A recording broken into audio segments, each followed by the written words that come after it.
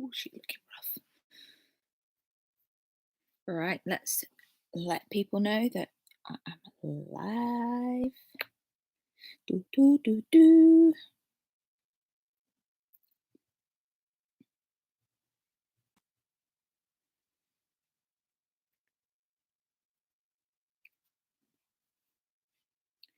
Share, copy link. Now live on your channel. Thank you, YouTube, for telling me that I'm live on my own channel.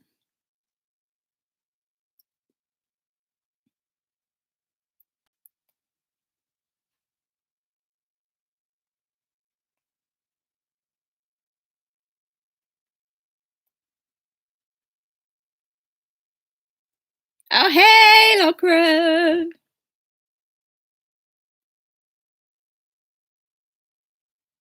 Smell these.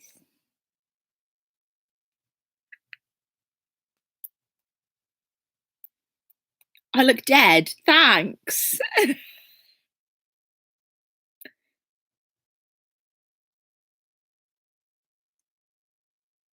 To be fair, I do look dead.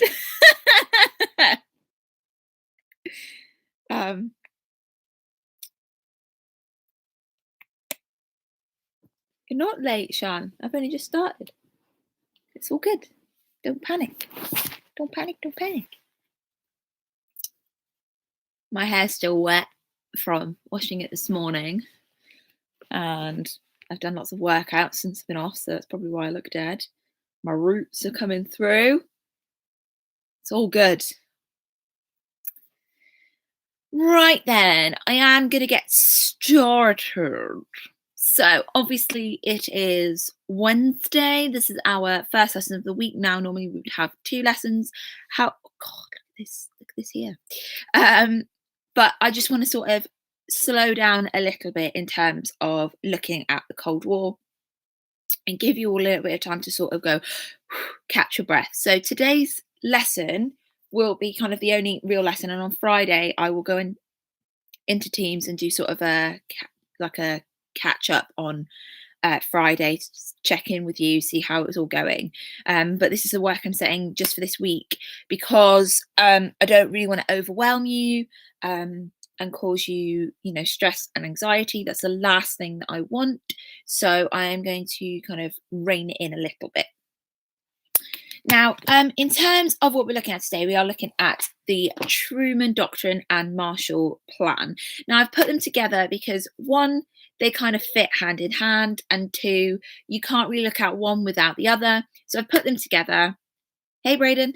And then, yeah, I've kind of simplified them down a little bit. So as a little recap of the story so far, so we've got the Grand Alliance who have met together in World War II of the USSR, USA, and Great Britain. Oh yeah, happy birthday, Braden! I'll go and get my uke in a bit. I'll put it on Teams. I'll film it when it's good and put it on Teams. So we've got this Grand Alliance in World War II. They've all got a common enemy in the Nazis. So you've got Stalin, Churchill, and FDR meeting at Tehran and Yalta. They agree things like they're going to open up a second front in France. They're going to have once Germany's defeated, the Russians. Why is it every time I come on camera I yawn? I've not yawned at all today, apart from my live earlier. So they agree that they're going to open up, the Russians are going to open up a second front with Japan once Germany's been defeated. Germany's going to be split into 4. Berlin's going to be split into 4. There's going to be United Nations. They do have slight disagreements in that Stalin wants to punish Germany and wants more of Poland, but they agree to put that off to Potsdam. When we then get to Potsdam, Truman has taken over from FDR as FDR has died, and Attlee has replaced Churchill as Churchill has lost the election. That then causes a lot of tension between the USA and the USSR, as Great Britain at this point now have got their own problems to worry about, in that the empire is falling apart. They are seriously out of money and they need now an NHS. So kind of the UK sort of checks out. So the USA and the USSR then start to build this rivalry. Sam, you're not late, don't worry, I'm just doing a recap.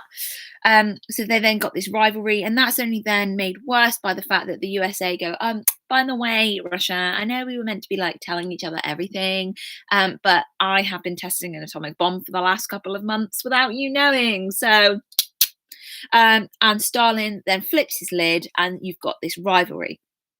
This is only then made worse by the fact that Stalin leaves his troops in Eastern Europe, setting up communist governments, not allowing freedom of the press, and basically creating this big buffer zone in the Eastern Bloc with from East Germany back to Russia.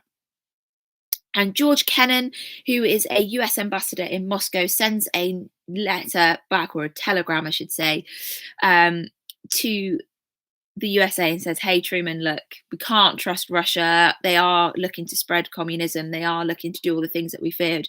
You can't trust them. So this begins to build Truman's suspicion. And likewise, Novikov sends one to Stalin, who says, hey, America are looking for world dominance. Be careful. And that also then makes Stalin even more paranoid than he already was. The kind of final nail in the coffin of this start of this Cold War is the Iron Curtain speech made by Churchill. So Churchill goes to Fulton, Missouri, and gives a speech to the American diplomats and says, look, an Iron Curtain has descended over Europe, meaning that there's a lockdown, there is a clear divide between Eastern Europe and Western Europe. It's very hard to see what's going on in Eastern Europe because the USSR have taken over and created this big buffer zone, and there's these now what we call satellite states. Effectively a lockdown, yes. That brings us then to today's lesson. So that was a very brief recap. My hair is doing my head and I might shove it on my head in a second. It's because I can see my own face, which I'm not enjoying. We've got then the Truman Doctrine that happens in 1947.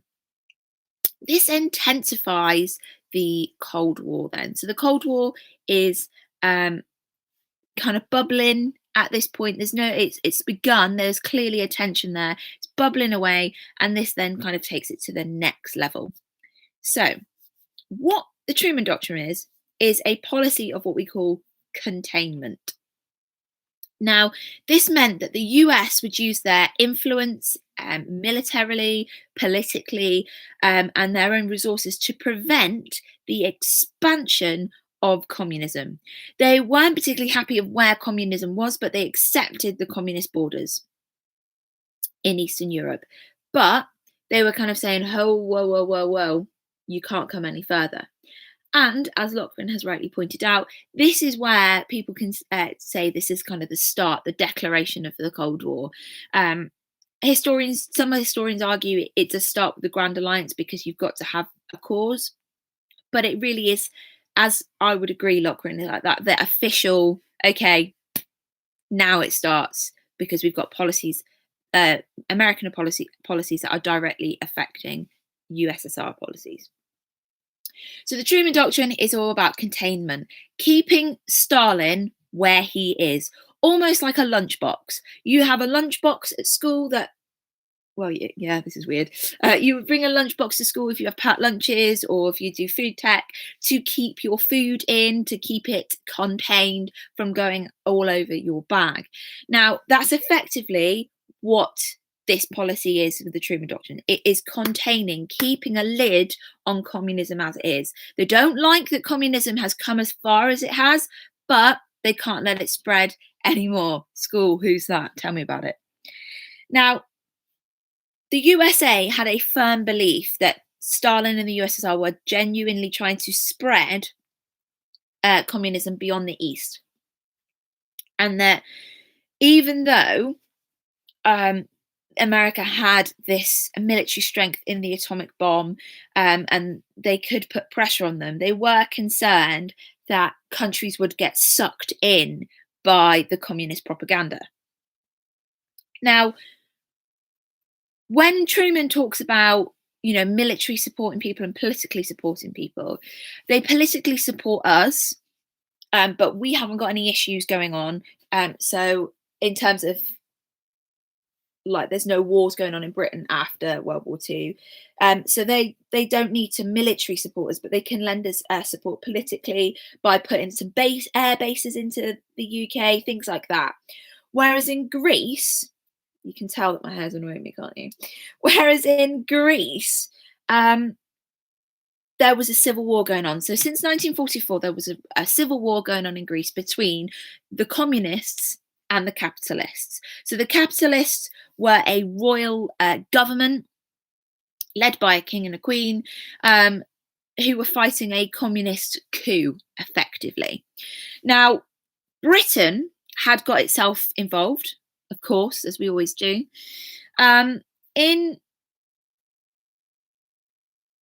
They stationed 40,000 troops in Greece. Spartans versus Athenians. I don't know if that's actually like the name. You may be teaching me something there. Probably are, Sham. Now, in 1946, the royalist government totally trounced the communist government, trounced them. They were heavily defeated, but the communists refused to give up and decided that they were going to fight in a guerrilla war. So that means that they use unconventional tactics.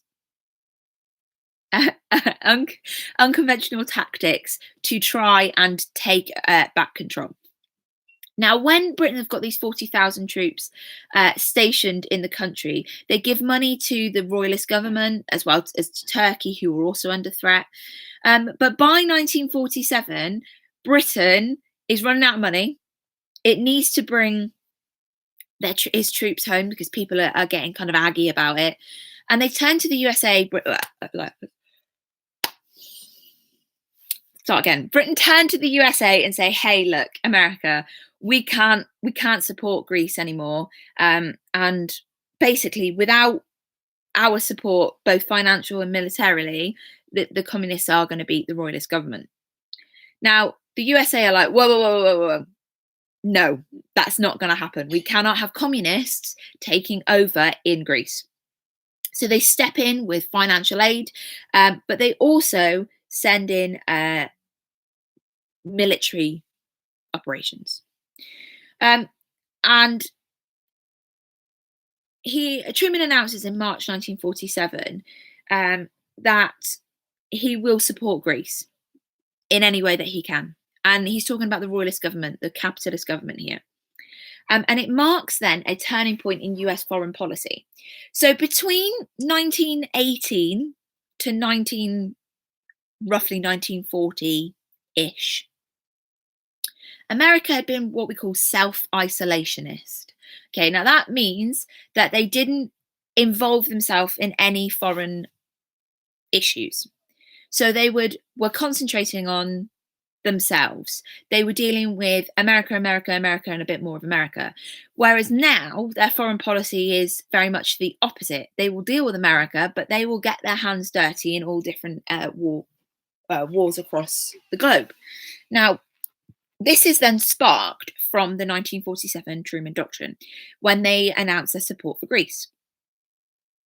And Truman committed the USA to containment by intervening in Greece.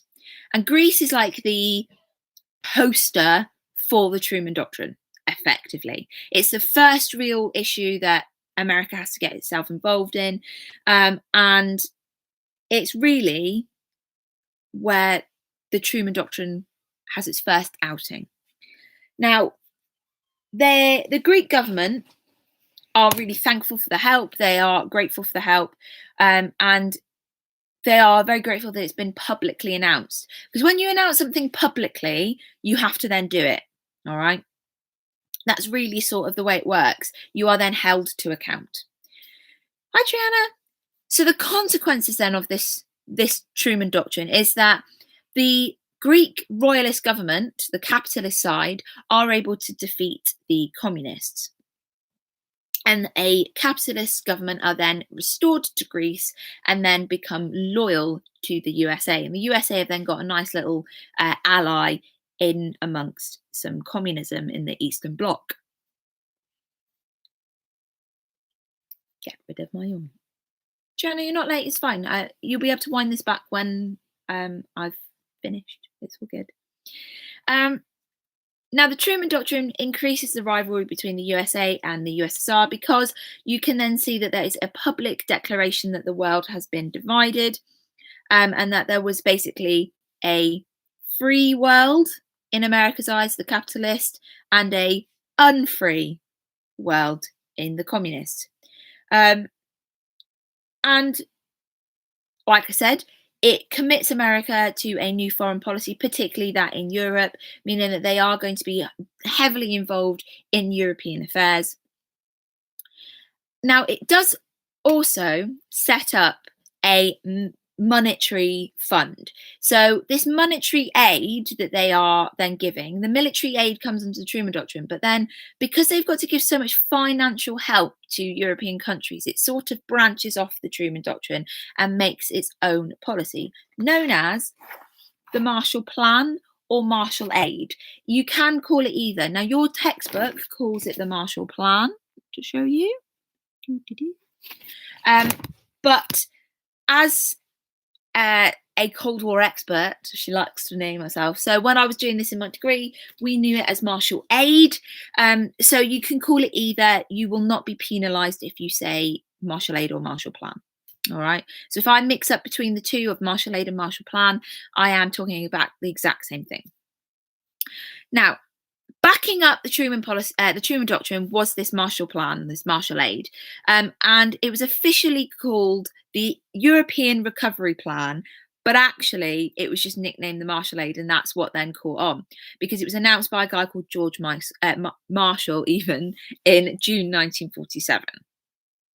So this aid was roughly, give or take, it was roughly about $17 billion given to to European countries. Now you can see in this little graph here, let me see if I can do it, is that all these different countries, the countries that received Marshall Aid or Marshall Plan, to help secure their futures as countries, and then also in exchange for this Marshall Aid was their loyalty to the USA.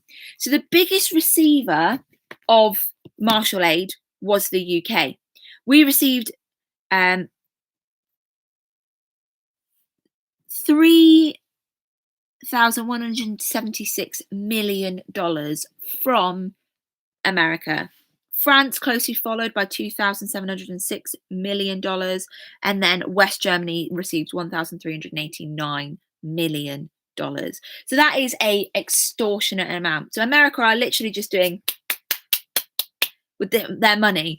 And if you say, yeah, America, I pledge my allegiance to America, please give me your money, America's like, cool, we'll do that. Now, it was offered to all war-torn European countries, and the aim was to help them to re-equip their factories, revive their agriculture, boost their economy.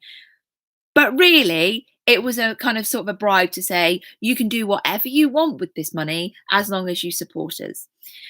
Now, that is essentially what Marshall Aid is. And the aim was to keep people sweet, help these countries rebuild, keep the world going, but to make sure they had this side. And it's effectively then European countries are picking the side that they're going to be on in this Cold War. They're picking the side. Are they going to be, are they forcibly communist, or are they going to choose to be communist, or are they going to be capitalist? Now, that's not to say that there aren't communist factions in capitalist countries, because in France there was a communist party that did receive quite a few votes in one of their elections, but they didn't do enough to win. But they didn't just go away because they lost. They obviously still they still held their beliefs, they were still around. They just sought help from Russia, and Russia thought that was a really good thing to have in a major capitalist country. That being said, in the Eastern countries, there was a kind of an underground capitalist support movement. Okay, so when I'm saying that the country chooses to be capitalist or communist or is forced to be capitalist or communist, it doesn't mean that there isn't pockets of the other side in each of the countries. But on the whole, martial aid really is a case of America saying, right, you can have our money if you are on our side. It's like total playground stuff. Now, the martial aid really does put that line into tensions, because now you've got the Truman Doctrine being financially supported and showing that the USA mean business. Now, Stalin cannot cope with that at all. It makes him very paranoid. It ranks up the tension with the USA, and there is no love lost now between the two. They are both the USA and the USSR are intent on being the most powerful country in Europe, which is ironic because both of them are not really in Europe. I know a bit of Russia's in Europe, but it's also in Asia, and America's in America. So Stalin then introduces his own version of the Truman Doctrine, known as the Communist Information Bureau, also known as Cominform. So in 1947, he starts up Cominform, which is effectively the Truman Doctrine for communism, meaning that this Cominform means that they are going to link with communist parties all over Europe in a common action, and they are going to try to prevent the spread of capitalism. So Cominform is going to keep capitalism at bay. Oh, ooh. There we go. He then sets up in 49.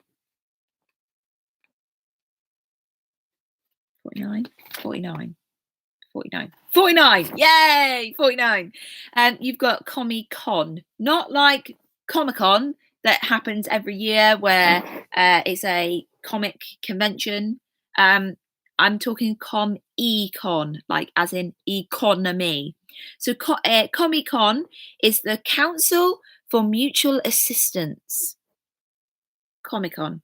And it is effectively the Soviet answer to the Marshall Plan, meaning that the Soviet Union then could financially support its communist Eastern European countries. All right, and it's used to control the economies of these satellite states, to give the Soviet Union access to the Eastern Bloc resources, and encourage economic specialization. I'm going to do a proper lesson on this, but encourage specialization to each country. So, for example, Poland might specialize in coal production, and East Germany might specialize in steel production, things like that. And each country ideally would then have its own thing to do. What I'd like you to do today, because I am rambling on for really no reason now, is I've set you a circle table of the Truman Doctrine and martial aid. So you've got on one sheet something that you can go back to and revise from in a few years' time when you are looking at the Truman Doctrine and martial aid. I want to know the answers to 3 questions, please. Nice and simply. I have attached, on assignments. I have attached on assignments the textbook for you. If you are having trouble with opening the PowerPoint or anything, just let me know, and I now have a PDF version of it that I can send you. You won't be able to work on it, but it might be better for you to open. What I want you to do is tell me, what was the policy? All right, explain to me what the actual policy was. I don't need you to over embellish it. I just want a straightforward, simple answer here of what the actual policy was. So for the Truman Doctrine, it can be one word. 2, second question, all right, is I would like to know, what did this policy hope to achieve? I.e., you are saying and explaining to me what the main aim of the policy was. What was the policy aiming to do? What did the Truman Doctrine want to achieve? Okay. 3, your third and final question that I need you to answer, please, is what actions did the policy take? So, giving me one specific example, Greece for the Truman Doctrine, of when or where or how the policy was used. So that's just an example then. Now, you'll see at the bottom is you've got a picture of Stalin, saying, I feel ... I want to know, how do you think Stalin would feel about the Truman Doctrine as a policy in its own right? How do you think Stalin would feel about the Marshall Aid as a policy in its own right? That's a little challenge if you want to do that, if you just stretch yourself. This work is due next Monday, please. You can either send that to me via Show My Homework, Teams, or my email. And my email is on Teams and Show My Homework. I'm not going to give that out on YouTube. If you need anything, I am on Teams most of the day. I have got some phone calls to make, but that doesn't matter. I will get back to you. Send me an email or whatever. And then the rest of the week will be a case of catching up on bits that you maybe need to do for me for history and sending them to me. That's absolutely fine. On Friday, about 12 noon, we'll do it, or we can do it earlier, or whatever. I'll put it into the kind of a poll on Teams. Is that I will go in and do a Teams where you can join in with your camera meeting, just to check on you, see what's going on, and see if I can help with anything, answer any of your questions. Right, I've babbled on for 26 minutes and 30 odd seconds, so I'm going to shut up now. Like I said, if you need anything, give me a shout on Teams, email, and that's absolutely fine, and I will try and help you in any way I can. Stay safe, get that to me as and when you can, there is no rush, and yeah, I miss you loads.